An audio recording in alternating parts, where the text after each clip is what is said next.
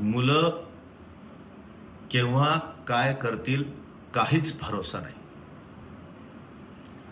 प्रौढ अवस्थेत आल्यानंतर सुद्धा आपण काय करू याचा काही भरोसा आहे का?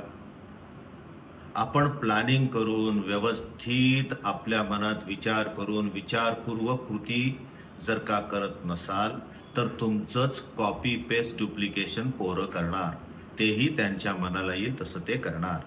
जेव्हा तुम्ही विचारपूर्वक एखादी गोष्ट करता, जेव्हा घरात डिस्कशन करता, मुलांना सुद्धा ॲडल्ट्स सारखं इन्व्हॉल्व करून एक निर्णय फायनल करता, त्यावेळेस ते घराचं कल्चर बनतं, संस्कृती बनते आणि मग मुलं सुद्धा तुम्हाला विचारतात, तुमचा सल्ला घेतात. त्यांना जे करायचं ते सर्वांना एकमताने एक साथ घेऊन करण्याची त्यांची वृत्ती वाढीस लागते.